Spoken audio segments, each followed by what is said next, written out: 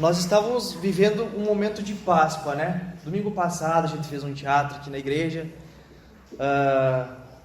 Tentamos exemplificar um pouquinho de tudo o que Jesus passou nesse período que ele teve aqui, nesses 3 anos de ministério.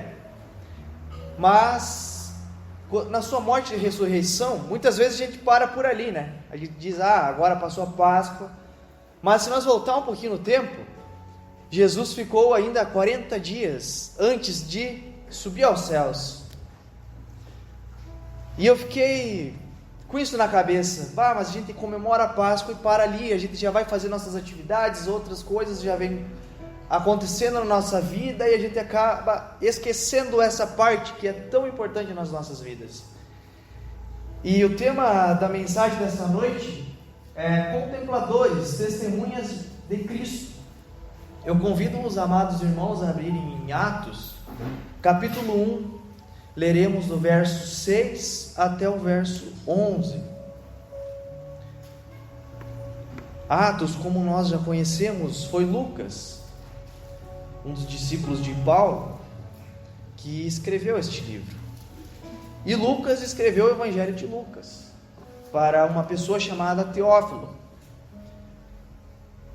E hoje, através do Espírito Santo, nós temos essa linda mensagem que Deus protegeu com tanto carinho, tanto cuidado.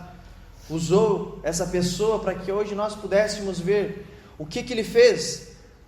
Um pouquinho dessas testemunhas que vivenciaram esse pós-ressurreição de Jesus. Como foi falado aqui no início já do culto, Jesus levou tudo na cruz. E Ele morreu, ressuscitou. E a sua obra continua até hoje, até a sua volta. E Ele chama eu e você, para nós também sermos contempladores e sermos testemunhas disso. Amém? Todo mundo achou Atos, capítulo 1, do verso 6 ao verso 11. Leremos juntos a palavra do Senhor. Então, os que estavam reunidos lhe perguntaram: Senhor, é neste tempo que vais restaurar o reino de Israel? Ele lhes respondeu: não lhes compete saber os tempos ou as datas que o Pai estabeleceu pela sua própria autoridade, mas receberão poder quando o Espírito Santo descer sobre vocês, e serão minhas testemunhas em Jerusalém, em toda a Judéia, em Samaria e até os confins da terra. Tendo dito isto, foi elevado às alturas, enquanto eles olhavam, e uma nuvem encobriu da vista deles, e eles ficaram com os olhos fitos no céu, enquanto ele subia. De repente surgiu diante deles 2 homens, vestidos de branco, que disseram: Galileus, por que vocês estão olhando para o céu? Este mesmo Jesus, que dentre vocês foi elevado aos céus, voltará da mesma forma como o viram subir. Amém? Oramos junto mais uma vez. Senhor amado Deus, amado Pai, obrigado, Jesus, pela Tua palavra ser viva e eficaz em nossas vidas, Deus. Obrigado, Pai, por ter enviado o Seu Filho Jesus Cristo para nos salvar dos nossos delitos e pecados, das nossas falhas, transgressões, das nossas doenças. Senhor Deus, Você levou tudo através do Teu Filho amado Jesus Cristo. E hoje nós estamos aqui, Senhor, para reconhecer tudo isso e Te louvar e Te adorar. Deus querido, Deus amado, que o Teu Espírito Santo fale nos nossos corações, que seja um canal de bênçãos para a Tua igreja, Deus, que não venha eu falar, mas sim o Teu Espírito Santo, Deus. Eu sei que eu posso ser vaso nas Tuas mãos, que a Tua igreja venha estar com o coração aberto para receber tudo aquilo que o Senhor tem para cada um de nós aqui. Assim nós oramos gratos em nome do Teu Filho amado, Jesus Cristo, que nos resgatou, que nos salvou. Amém. Então, neste período, era um período de tribulação, porque o mestre dos discípulos, Jesus Cristo, tinha morrido e ressuscitado, e a perseguição estava muito forte em Jerusalém. E aí, Jesus, o que acontece com Jesus? Ele é elevado aos céus. Por isso o tema dessa noite é contempladores, testemunhas de Cristo. Contempladores vem da palavra contemplar, como nós cantamos aqui, meu Jesus, pois na tua vontade eu possa me contemplar. Conforme a vontade de Jesus eu posso me contemplar. Mas o que é contemplar? Contemplar é fixar o olhar, é um olhar com admiração, é eu deixar esse olhar assim e apreciar, é eu querer considerar, é eu querer me relacionar. Isso que ele está falando em contemplar. Então, quando os discípulos viram, eles contemplaram a subida de Jesus, eles testemunharam essa subida. Isso daí não é por um acaso, não é por nada que está na Bíblia. Tanto que depois um anjo fala que ele vai descer. E Lucas inicia relatando alguns fatos da vida de Jesus. Tanto no primeiro livro, em Lucas, ele relata o ministério de Jesus, e tanto no livro de Atos, que a gente não leu aqui, mas que você pode estar lendo em casa, que ele vai relatar alguns fatos, que Jesus estava ali com os discípulos, caminhando por eles, apareceu para 500 pessoas, mais ou menos, e ficou 40 dias antes de ser elevado aos céus. E esse é o propósito do livro de Atos, é falar da missão, é falar daquilo que Jesus fez e ainda faz, através das pessoas que ele escolhe, ele levanta para o ministério, como Pedro, Paulo, Timóteo, tantas pessoas preciosas que Jesus levantou. Hoje ele está levantando eu e você. O livro de Atos, essas pessoas já vieram à falta, já dormem, como a palavra diz, mas hoje Deus levantou eu e você, para nós contemplarmos isso, para nós falarmos, para nós sermos testemunha de Jesus, aonde é que ele nos mandar. E nós precisamos ser fiel a isso. Não podemos negar, mas sim cumprir aquilo que ele tem nos ordenado. Amém? Os profetas, João Batista, o próprio Jesus, falaram da vinda do Espírito Santo. Um arco muito marcante no livro de Atos, que é no capítulo 2, onde o Espírito Santo desce. E ali ele muda, ele dá intrepidez para os discípulos. Alguns discípulos começam a falar em línguas diferentes. Línguas que começam, conforme as pessoas que estavam ali. Era da Itália, a pessoa ia escutar em italiano, se era da Judéia, ia escutar em grego, e era cada um ia entender na sua língua. E é isso aí que Jesus vem e está dizendo, o Espírito Santo vai dar intrepidez para vocês. Mas o primeiro ponto da ministração de hoje de noite é aguardando em Deus. Vamos juntos ler novamente o verso 6. Então os que estavam reunidos lhes perguntaram: Senhor, é neste tempo que vais restaurar o reino em Israel? Os que estavam ali reunidos eram os discípulos, e eles estavam curiosos, e pediram: Senhor, é neste tempo? É agora que tu vai restaurar? Por que eles pediram isso? Jesus, ele fez uma promessa que eles iriam receber o Espírito Santo. E era nesses dias, pós-crucificação. Essa pergunta vem por causa dos pensamentos judaicos. O Messias ia ter poder de derramar o Espírito Santo neles. E por isso eles perguntaram se ia ser agora o reino.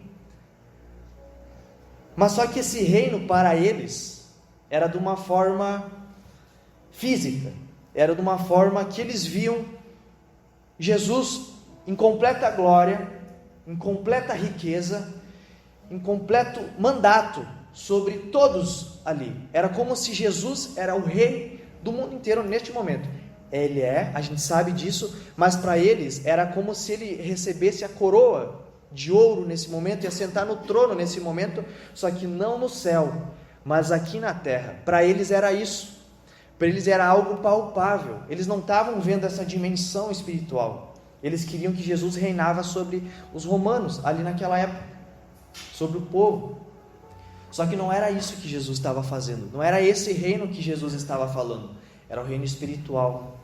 E aí por isso que eles falam ali: Senhor, é neste tempo que vai restaurar todo Israel. É nesse tempo que você vai restaurar todas essas brigas, essas guerras. É agora que tu vai mandar a sua ordem e falar assim: chega, basta. Era isso que eles estavam pensando, que Jesus ia tomar sobre todas as dores ali e ia dar um basta. Só que Jesus sabiamente fala, no verso 7, mas antes tem 2 pontos aqui, que é muito interessante nós observar, que Jesus vem num modo humilde e servo. Jesus vem, deixa toda a sua glória, como foi orado, e vem para uma terra de pecadores. É como se o mais rico deste planeta deixasse de todo o seu poder, todo o seu dinheiro, iria morar na rua como um mendigo. Era mais ou menos, não é nem os pés disso, por causa que a glória lá é infinita, mas é para nós entendermos. E Jesus viria em sua forma gloriosa. O que é essa forma gloriosa? É como nós estávamos falando, que ele viria e pararia com toda essa revolução, toda essa guerra que eles estavam vendo. E os discípulos acharam que ia acontecer tudo junto.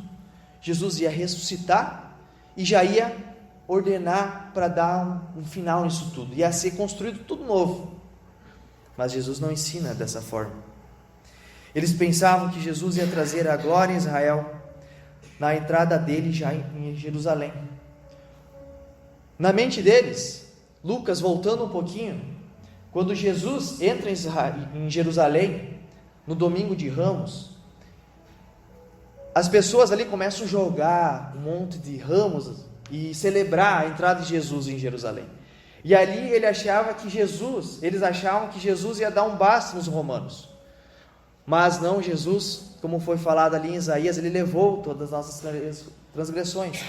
Ele fez isso por amor, por obediência a Deus. Ele obedeceu a Deus. Ele podia dar um basta em tudo, mas não era esse o plano de Deus.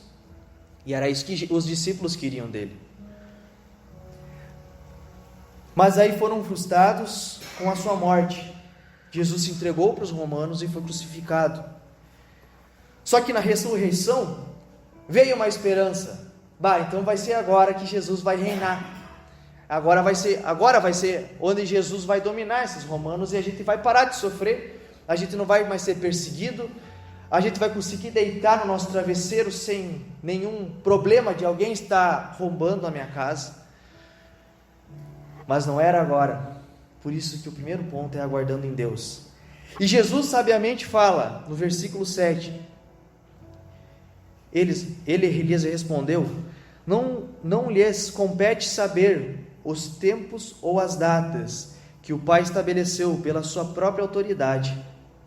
Aí Jesus fala assim: calma, não é agora que eu vou restaurar, não é neste momento, vocês vão passar por muitas coisas ainda. Jesus, claro, não falou isso, mas creio que passou na cabeça de Jesus, falando assim: calma, não compete a vocês. Calma teu coração, não é agora que eu tenho isso para vocês. Muitas vezes nós queremos ontem a nossa restauração, o nosso milagre, que Jesus venha e opera no nosso problema. Mas Jesus hoje fala para mim e para você: calma, não é agora.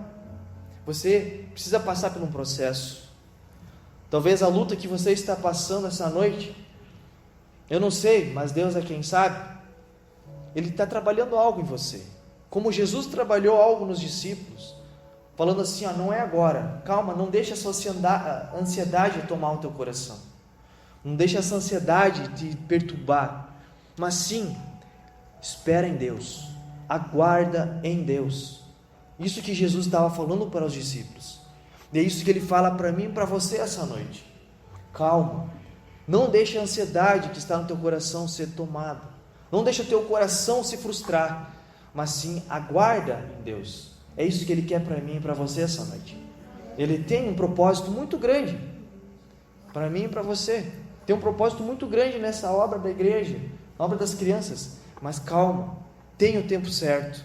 Não compete a nós sabermos as datas, a hora, mas Deus é quem sabe.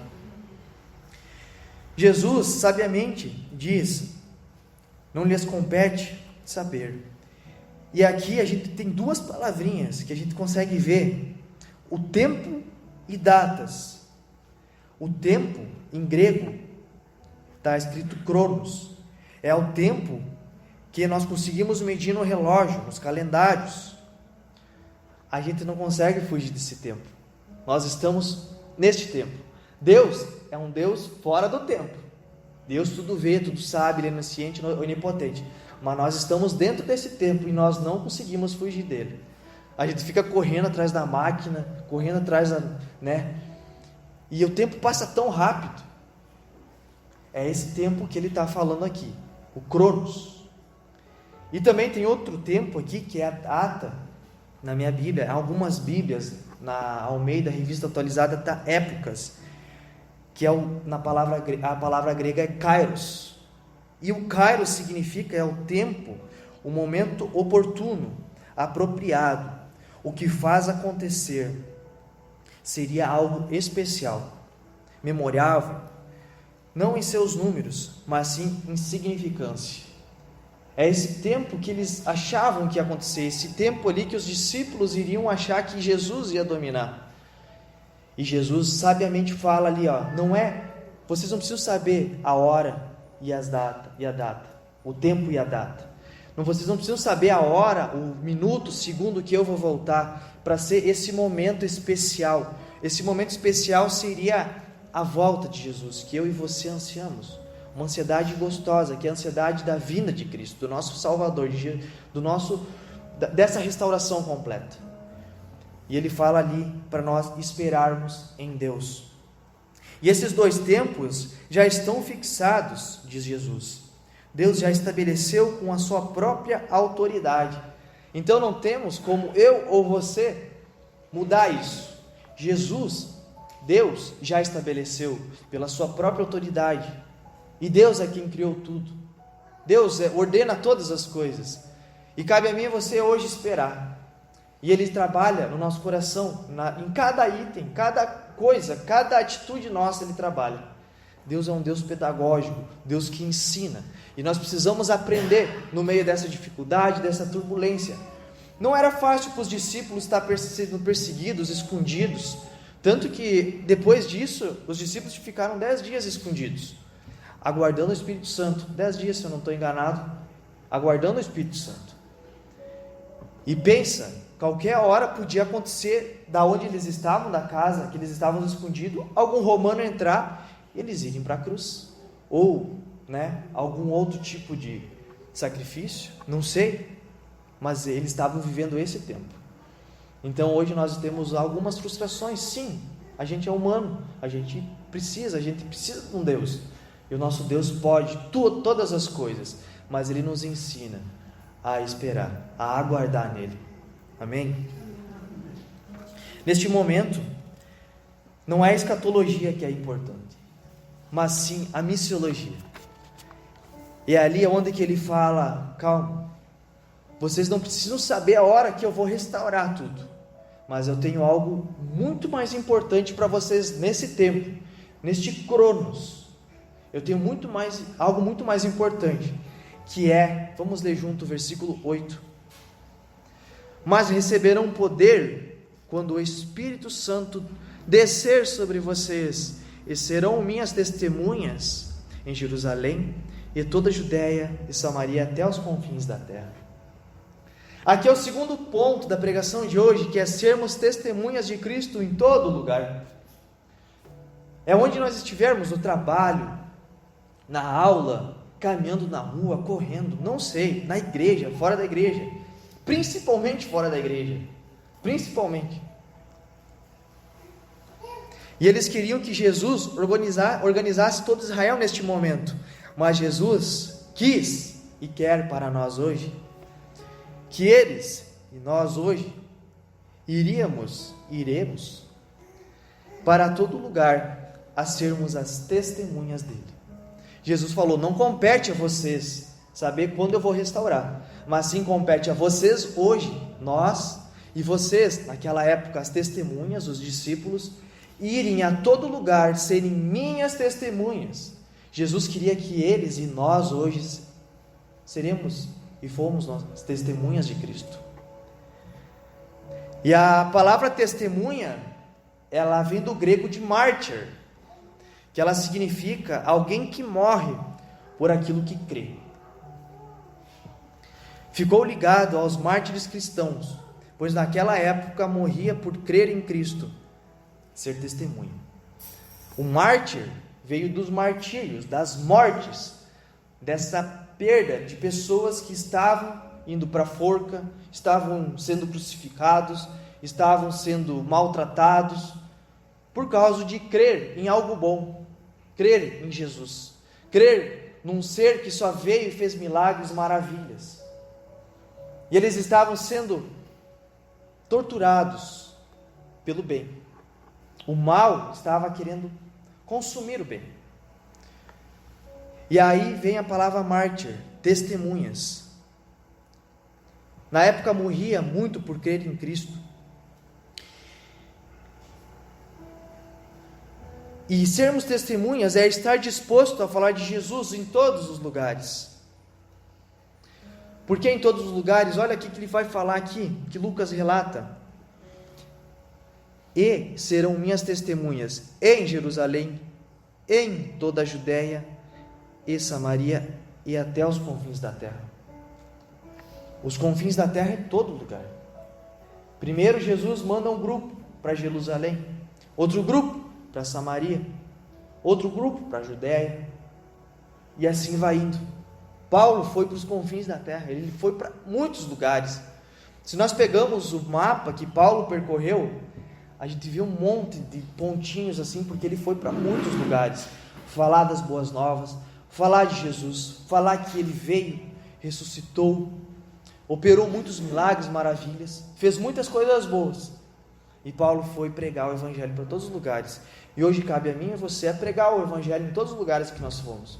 Não sei aonde que Deus está te mandando hoje, mas vá, obedeça. Pessoas morrem ainda hoje por causa disso. Pessoas morrem ainda hoje lá no Afeganistão, na Coreia, Noruega, acho também, né? Agora, na Cuba. Muitos lugares, pessoas morrem por testemunhar Cristo, por testemunhar algo bom. E é por isso que Lucas traz que ele não falou assim, vocês vão primeiro em Jerusalém, aí depois que evangelizarem toda Jerusalém, vocês vão para a Judéia, ou para Samaria, e depois vocês vão para os outros lugares. Não, Jesus fala que é dar essa ideia de vão uns aqui, outros ali, outros lá. Por isso que nós somos a igreja. Eu trabalho num lugar, você trabalha num outro lugar, e Jesus manda eu e você para lugares diferentes. E lá nesse lugar nós precisamos falar de Jesus. Tem pessoas que precisam ouvir de Jesus lá no nosso trabalho, ou na nossa aula, ou no ônibus, não sei. Mas Jesus está levando nós, como levou os discípulos, para sermos testemunha, sermos contempladores, falar o nosso testemunho para eles. Esse versículo é o tema, é um esboço de todo Atos, que nos lembra Mateus 28, do 19 ao 20. Eu vou ler aqui, se você quiser abrir aí na sua Bíblia, Mateus 28, 19 e 20. Portanto, vão e façam discípulos de todas as nações, batizando-os em nome do Pai, e do Filho e do Espírito Santo, ensinando-os a obedecer a tudo o que eu lhes ordenei. A tudo o que eu lhes ordenei. Como foi falado, não é metade, é tudo. É tudo que Jesus nos ordena, é toda a palavra. Não vou escolher um versículo 2, não, é tudo. Eu estarei sempre com vocês até os fins dos tempos. Jesus nunca vai deixar nós só. Por mais que nós somos falhos e pecadores, todo o tempo nós pecamos, o nosso pensamento vai longe, a gente se afasta de Deus, mas Ele estará conosco, Ele já pagou isso. Mas compete a mim e a você hoje não ficar pecando nesse mesmo erro. Vamos virar a página, vamos melhorar para Cristo, vamos obedecer como Ele nos manda. É tão bom, é tão gostoso, e edifica nós, edifica quem está ao nosso lado. Traz as pessoas que estão ao nosso redor para perto de Cristo, ao invés de nós ficar sempre na mesma coisa, tropeçando, mas que nós possamos ser diferentes e trazer essas pessoas para perto de Cristo, como Ele tem nos ordenado, por mais que nós somos falhos. É uma promessa que Ele sempre vai estar com nós, não fisicamente, mas o Espírito Santo habita no nosso coração, e Ele não vai deixar nos lugar, onde é que nós formos sozinhos. Jesus falou primeiro para eles receberem o poder que vem do Espírito Santo antes de irem. Então aqui logo no início do versículo, voltando em Atos, ele fala: mas receberão poder quando o Espírito Santo descer sobre vocês. E aí ele vai falar testemunhas. E esse poder do grego é a palavra dunamis, que a palavra dunamis significa um poder explosivo. E esse poder explosivo é o poder do Espírito Santo, que ele vem sobre nós e explode, e a gente tem vontade de fazer isso.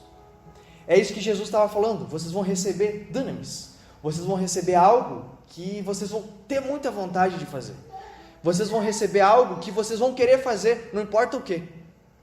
Vocês vão receber isso e o coração de vocês vai palpitar, e vocês não vão querer parar pela metade, vocês vão ir e não importa o que vai acontecer com vocês. Tanto que a gente sabe que aconteceu com Paulo, com Pedro, com João. Todos eles morreram pelo Evangelho, morreram pelas boas novas. E é isso não porque eles queriam, mas o poder, eles obedeceram esse poder que veio sobre eles, esse dunamis, essa explosão, essa dinamite. E eles não pararam e foram. O poder não é só de sinais, prodígios e milagres.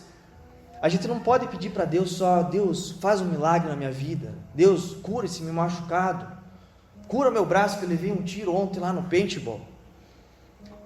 Não é só isso que a gente tem que pedir para Deus, mas a gente tem que pedir: Deus, me dá poder, me dá coragem para mim falar de Ti lá fora, para aquela pessoa que está precisando, talvez que sentou do meu lado do ônibus e está chorando, e eu não consigo ter assunto para falar com ela, mas eu sei que ela precisa de Ti. Me dá poder, me dá sabedoria, discernimento para mim entrar num assunto com ela e falar do Teu Evangelho. É isso que Jesus estava falando: dunamis. Vocês receberão dunamis, vocês receberão a vontade de ir falar. É a ousadia, é a coragem de enfrentar o perigo dessa missão. Precisamos nos sujeitar à vontade de Jesus, ser testemunhas.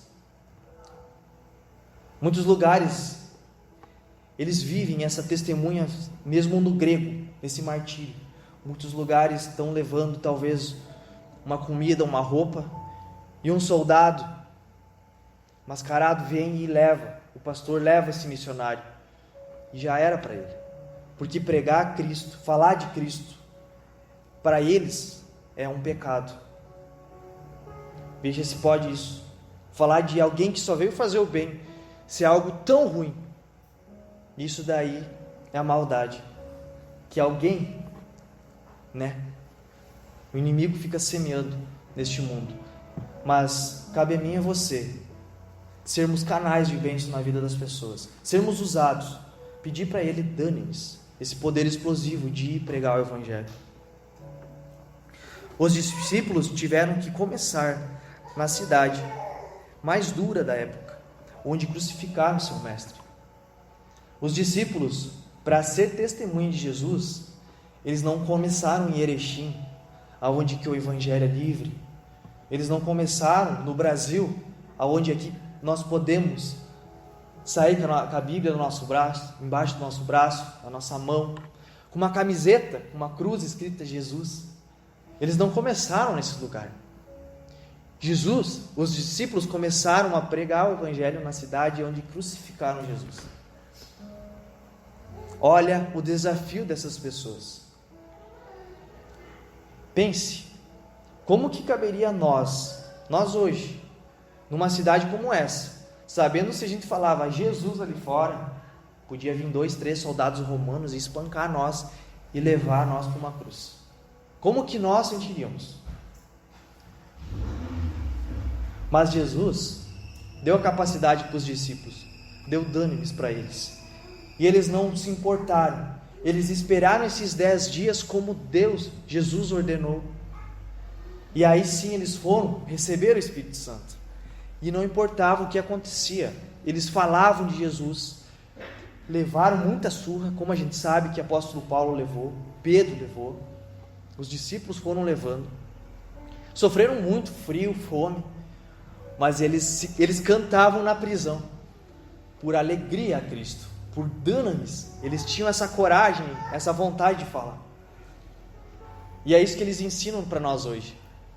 Por mais que é difícil às vezes nós falar de Jesus, a gente tem medo, falta coragem, mas que nós possamos pedir para Deus dar-nos intrepidez e coragem para trazer mais pessoas para ouvirem disso, ouvirem desse evangelho que é bom e é eficaz. Amém.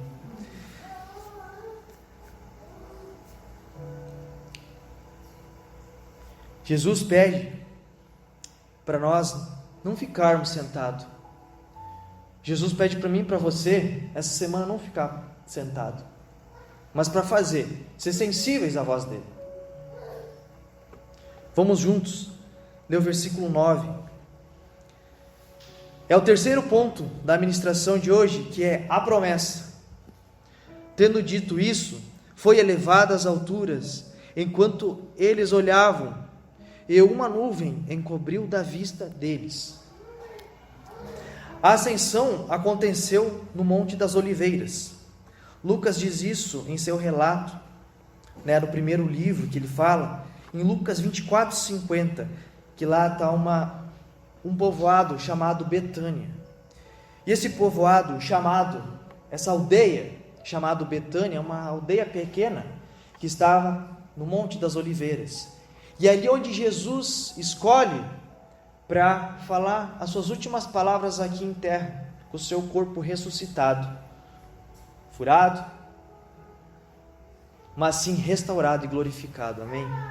E é ali onde que ele escolhe, talvez, por causa que é ali onde começou o seu sofrimento, que é o Getsemane, é ali onde Jesus começou a escorrer sangue, como Lucas traz em seu relato, é onde ali os discípulos abandonaram Jesus, naquele momento que ele chamou 3 para orar com ele, e as pessoas dormiram, essa opressão veio sobre eles, e Jesus estava completamente sozinho, mas ali no Monte das Oliveiras, Jesus não parou, e o que ele pediu ali para Deus? Nós sabemos, Pai, se puder afastar de mim esse cálice, mas que não seja a minha vontade, mas sim a tua vontade, Deus. E Cristo queria correr, Cristo sabia o que viria para ele, todo o sofrimento, toda essa pressão, mas ele não correu, ele encarou, ele foi, e ele fez a vontade dele, ele fez a vontade de Deus. Isso que eles ensinam para nós hoje, para nós fazermos a vontade de Deus, por mais que é difícil, vamos fazer a vontade de Deus. E foi nesse lugar que Cristo escolhe para fazer a sua subida. Isso é importante para Lucas, pois a partir disso, Jesus assume o trono. Jesus cumpre a promessa do Antigo Testamento. Jesus irá assentar no trono à direita de Deus Pai. Ele irá mostrar toda a sua glória para todos nós, para toda a sua igreja, para que nós venhamos a ser guiados pelo Espírito Santo, fazendo sim a missão que Ele tem para nós. É ali onde Jesus escolhe para fazer toda essa maravilha, mas não que Ele nos deixa só, e sim, a 10 dias depois disso acontecer, Ele envia o mensageiro, o Espírito Santo, algo que é o próprio Deus dentro de nós, como nós estamos aprendendo nas quintas. É o próprio Deus dentro de nós nos dando dunamis, coragem, entendimento. E aqui tem uma palavrinha, elevado. É o poder, não o de Jesus, mas é o poder de Deus Pai. Deus Pai o elevou. Deus Pai falou assim: você cumpriu tudo o que eu te pedi, então venha, filho. É Deus Pai tendo cuidado soberano sobre a vida de Jesus. Ele olhou para a vida de Cristo, esses aproximadamente 33 anos que ele passou aqui, ele olhou assim: você cumpriu tudo aquilo que eu te ordenei. E ele puxou Jesus. E ele está hoje sentado, advogando por mim e por você, à direita de Deus Pai. Aqui tem outra vista deles. Isso aconteceu para eles serem testemunhas, mostrando também como será a sua volta, que será algo visível. As testemunhas. Jesus subiu. As pessoas estavam sendo testemunhas. Isso aconteceu por algum propósito. Para que da mesma forma que Cristo foi levado, Ele um dia voltará. E não vai voltar invisível ou algo que, escondido. Não. Todo olho verá. Ele vai voltar com a sua glória, o seu poder. E aí sim Ele vai restaurar esse reino. Aí sim Ele vai restaurar. Mas ainda não compete a nós sabermos. Está sob a autoridade de Deus. E aqui tem outra nuvem, o encobriu. Não é de qualquer nuvem. É possível que é uma nuvem que estava do povo no deserto. Se lembram quando o povo quando escaparam do Egito, quando Deus deu essa libertação, Deus não deixou eles só, e sim enviou uma nuvem para encobrir do sol enquanto eles caminhavam de dia, protegia eles. Essa nuvem, para eles ali, simbolizava a presença de Deus, uma Shekinah, a presença de Deus. É outra língua. O Antigo Testamento é escrito em hebraico e o Novo, Lucas aqui escreveu em grego. Então a gente não pode afirmar que é a mesma nuvem, mas possivelmente sim, porque é uma nuvem que encobriu Jesus. Era como se fosse, sim, as boas-vindas de Jesus novamente para a casa do Pai. Era como se fosse Deus falando assim: ó Jesus, você cumpriu tudo aquilo que eu ordenei você. Você foi fiel, você foi justo, você só fez coisas boas. Por mais que você estava num corpo, que você sofreu tentações, Mateus capítulo 4, mas você venceu elas através da palavra. Você venceu essas tentações através da palavra. O pecado chegou até ti, mas você não caiu no pecado, você ganhou disso. E era como se essa nuvem, essa presença de Deus o abraçasse e trouxesse novamente para a sua glória, que é onde ele deixou e aonde ele voltou. E essa nuvem é a presença de Deus recebendo. É a mesma coisa para mim e para você hoje.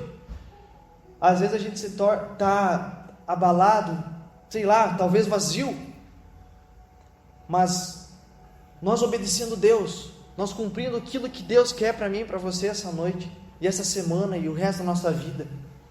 Não tem como Deus não olhar para nós e falar assim: você não cumpriu aquilo que eu ordenei na minha palavra. Deus vai se alegrar. Pelo contrário, Deus vai se alegrar.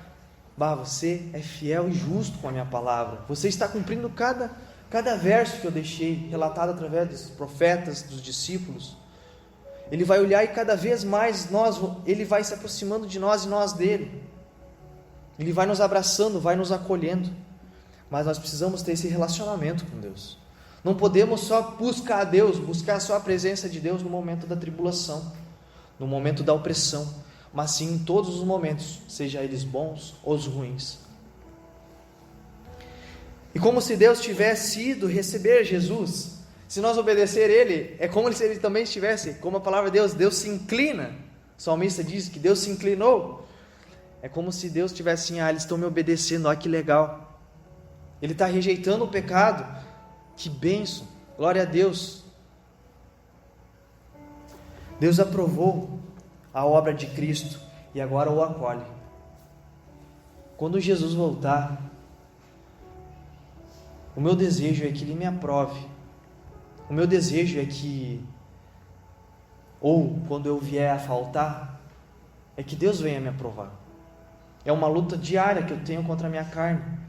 E se eu acabo deixando a minha carne tomar conta, eu sei que eu não vou ser aprovado. Mas aí que entra o dunamis, o poder da oração, o poder do Espírito Santo sobre mim, para fazer eu negar a minha carne e sim fazer a vontade de Deus. A gente erra, mas quando a gente erra, a gente precisa reconhecer e pedir perdão. Às vezes a gente deixa a nossa carne tomar conta, E não é isso que Deus quer.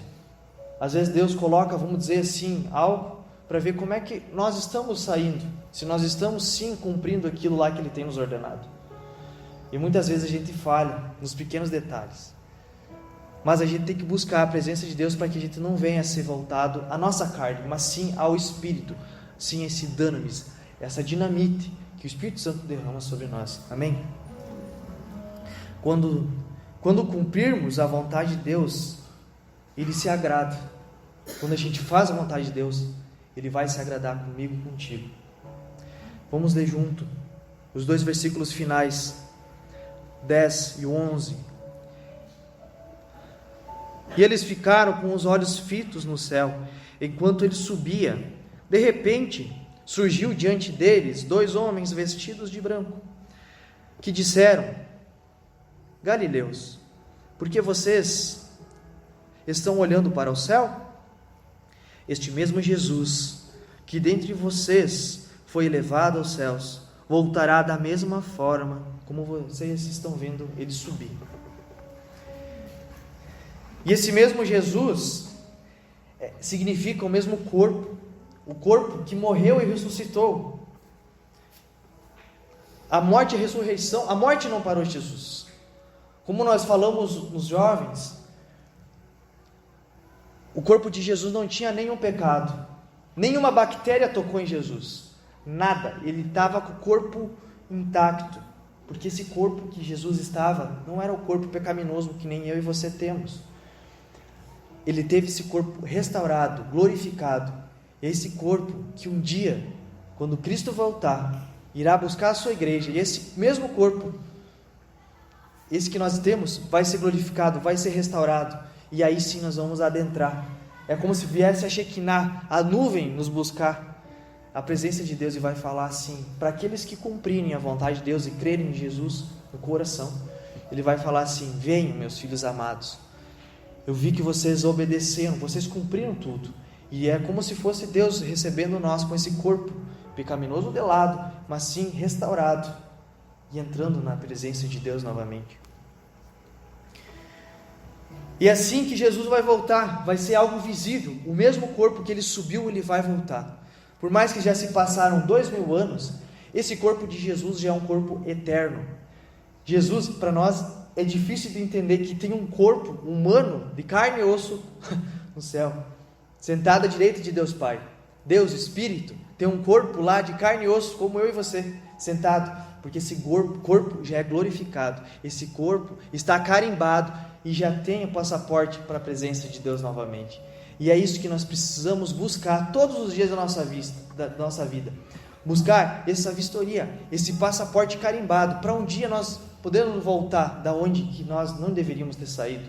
Quando nós erramos lá no Jardim do Éden, a partir de Adão, todo mundo se corrompeu, o pecado foi vindo, e até hoje, até nós, a gente sofre muito por causa disso. As doenças, as dificuldades do nosso dia a dia, é tudo culpa do pecado. Não é que Deus quer isso para nós, é por causa da nossa desobediência. Quando nós mais obedecemos a Deus, mais próximo da presença dele nós vamos estar. E Cristo nos mostrou como fazer. E cabe a mim e a você fazer essa semana, fazer o resto da nossa vida, aquilo que Ele está pedindo na palavra. Em especial, nessa passagem, sermos testemunhas de Cristo, falar de Jesus para qualquer pessoa, mas também obedecer pai e mãe, não adulterar, não matar, não roubar, tudo aquilo que Ele tem nos ordenado, a Bíblia por completo, nós precisamos cumprir, ser bom mordomo, fazer aquilo que Deus nos pede, não desobedecer. Esta é a promessa, e Ele é fiel para cumprir. A promessa mais que anseia no meu coração é essa, a volta de Jesus. É a volta dele. E eu oro e peço muito para Deus que quando Ele voltar eu não fique, que eu vá junto, ou, que eu venha morrer para minha carne todos os dias. E rapidamente 3 lições. Deus nos revelou tudo à igreja. Um exemplo ali, o versículo 10, que fala onde 2 homens vestidos de branco. Deus não fala como esses homens vieram, Provavelmente são anjos enviados por Deus, mas algo que vem na minha cabeça, eu compartilhando com a igreja, quando eles voltaram para a glória, não sei como que Deus deixou esses corpos, não sei, algo que a Bíblia não nos diz. Mas cabe para mim e para você, não compete a nós a saber. O que a Bíblia não nos revela, a gente tem que calar. A gente não pode se aprofundar, porque aí começa a vir as heresias. Quando a Bíblia não fala algo, melhor nós não se aprofundar, porque ela não está falando.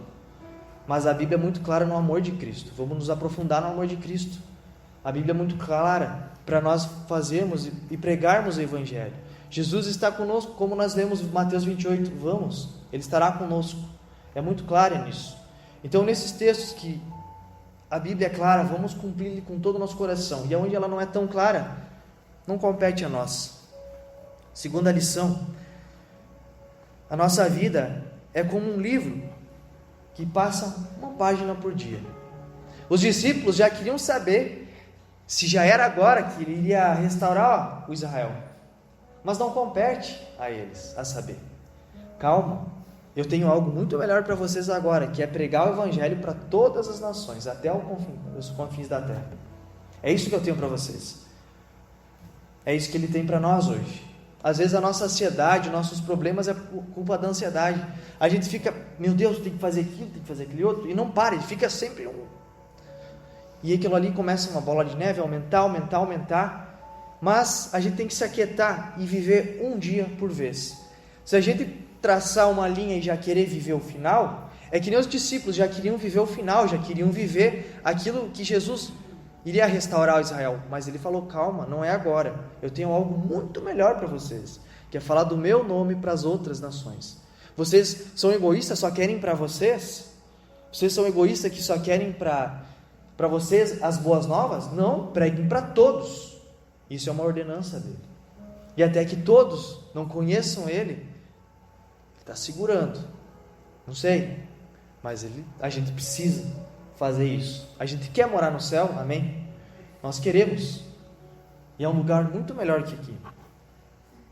Terceira lição: a importância no revestimento de poder, como nós lemos no versículo 8.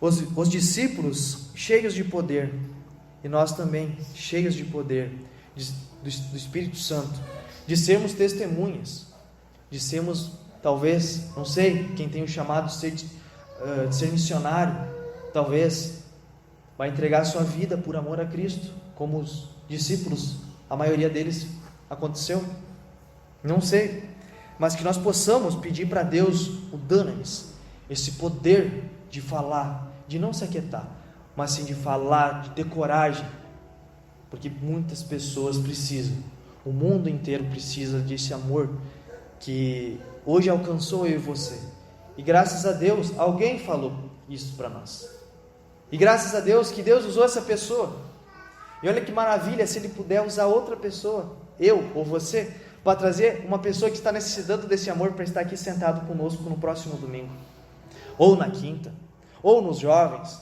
ou trazer nos juniores, ou no encontro de casais. Olha que maravilha. Os discípulos, eles iam formando sinagogas na época, as igrejas deles. Isso cabe a mim e a você, pregar o Evangelho lá fora. Precisamos pedir para Deus revestimento de poder do Espírito Santo. Amém?